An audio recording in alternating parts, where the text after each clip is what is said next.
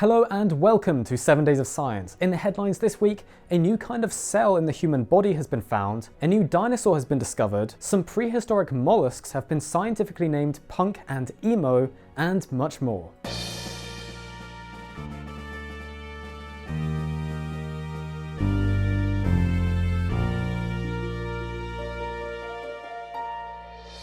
This video has been brought to you by our fabulous sponsor CuriosityBox, a box full of scientific goodies that you can get for yourself using our super special affiliate link below. And remember to use the code FOSSIL for a super special discount as well. If you want to see a fun video of Doug, Amelia and myself unboxing some of these scientific goodies from CuriosityBox's winter box, check out our Ancient Americans Were Specialist Mammoth Killers video. Our top story this week is that biologists have just revealed the existence of a new type of cell that acts like the bubble wrap of the body. This is a very exciting find, as it's not often that a new cell type is discovered. They're called lipocartilage cells, and they seem to only be present in mammals such as ourselves. These cells are found in cartilage tissues, such as those that make up the nose and ears of various mammals. The cells themselves are filled with depots of lipids, fatty compounds, but they have very different properties to regular fat cells. Cartilage was previously thought to be a mostly cell-free tissue type made up of mainly just a stiff matrix, but the presence of lipocartilage cells within the tissue seems to be a way of making the tissue more flexible. So in an analogy where cartilage matrix is package foam that provides the structure, the lipocartilage cells are the bubble wrap that cushions it, and therefore it allows for our ears to be more flexible. Interestingly, the researchers also discovered that these cells are unlike regular fat cells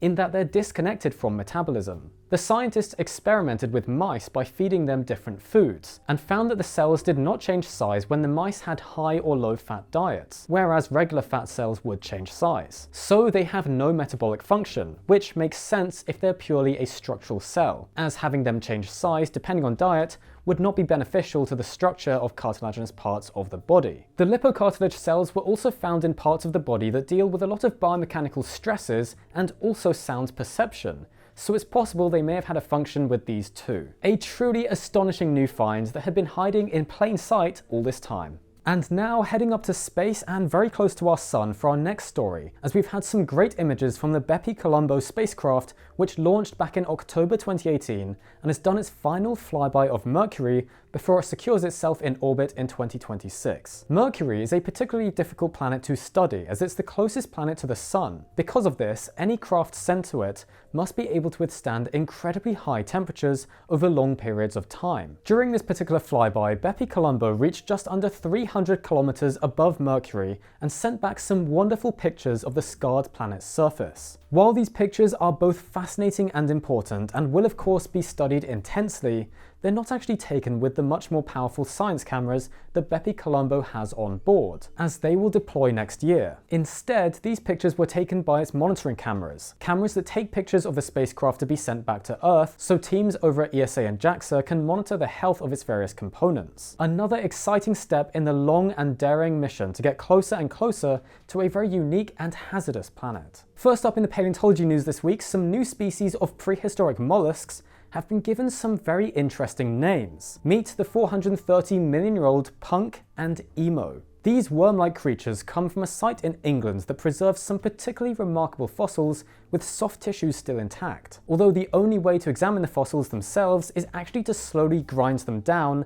and image them to produce digital reconstructions. So the actual fossils themselves end up being destroyed. But unfortunately, with this particular site, it's the only way to do it. Both these new species belong to the mollusk group Aculifera, which includes living chitons as well as others. Emo vorticordum and Punk ferox are so named because of their arrangements of mineralized spines called spicules that run down their back and side surfaces. These rather extravagant structures were considered to resemble the typical Punk and Emo hairstyles by the researchers, hence the naming choice. Both species would have lived on the sea floor, and the spines may also have been used for locomotion in Emo, whereas Punk had a foot-like structure that it might have used to move about with. These two species show that the early evolution of the Aculifera mollusk group actually included some far more diverse forms than had been previously realized. We've also got a new species of dinosaur this week. It's been called Dzharacursor bissektensis, and it comes from Uzbekistan. It lived during the late Cretaceous around 90 million years ago, and it's a kind of ornithomimid ornithomimid dinosaur, the famous bird-mimic dinosaur group that includes species such as Gallimimus. This particular species was actually first published in 1995, but it was classified as Archaeornithomimid bissektensis. Now though, researchers have identified a few more bones belonging to the species from the site where it was found and classify it as its own genus, Dzharacursor. This species is now one of the oldest known ornithomimids in all of Asia, and so it helps to expand our understanding of these dinosaurs' evolution through time. Next up, we of course have to mention the troubling announcement made by climate scientists on the 10th of January that the Earth's average temperature across 2024 rose to more than 1.5 degrees Celsius above pre-industrial levels. This means that, at least for the moment, we failed to avoid breaching the threshold set by almost 200 countries in the 2015 Paris Climate Accord. The Earth's average temperature reached 1.55 degrees above pre-industrial levels, and shows an unexpected increase compared to 2023, even though a decrease was expected as the El Niño event came to an end. This has led to concerns among some scientists that global warming may be speeding up, although this 2-year blip may also be down to other reasons,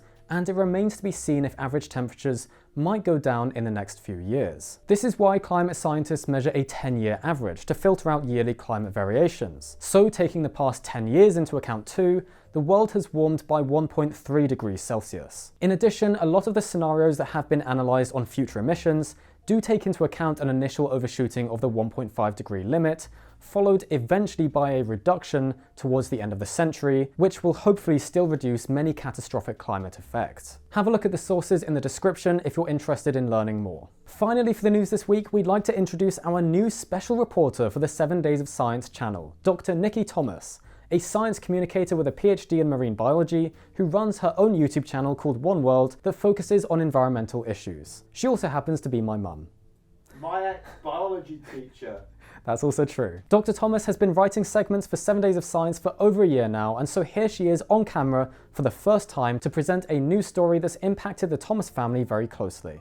As New Year's Eve dawned on a sleepy village on Vancouver Island, the residents awoke to find some of their historic buildings were on fire. The picturesque Telegraph Cove is situated on the north part of Vancouver Island and is visited by thousands of tourists every summer. The winter seas are only inhabited by around 20 locals. For many people, it holds a special place in their hearts, not least the Thomas family. Named due to being the site of a telegraph station in 1911, it now plays host to eco-tourists, and we have had the privilege of visiting it twice. The last time was in the summer of 2023, when we spent a few days there, whale watching and going on a grizzly bear viewing tour. The place that many people fall in love with is the Whale Interpretive Centre, a truly remarkable museum that was home to the largest public collection of marine mammal skeletons in British Columbia. It opened its doors in 2002 with the aim of increasing public awareness about the biology of marine mammals and the threats facing their populations. We spent a lot of time at the centre as Ben had permission to take measurements of the skeletons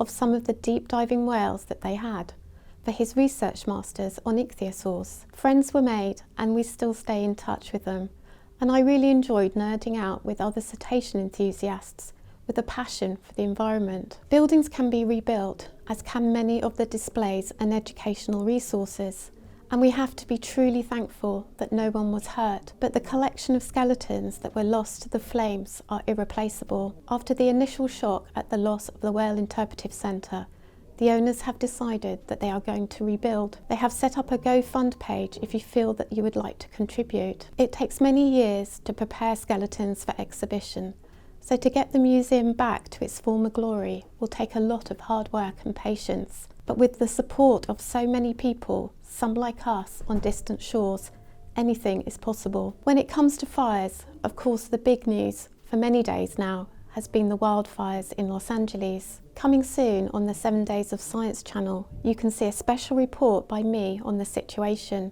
which will cover some of the causes of these terrible wildfires, according to the latest science. Well, that's it for the news this week. I really hope you enjoyed learning about everything that's happened in these last 7 days of science.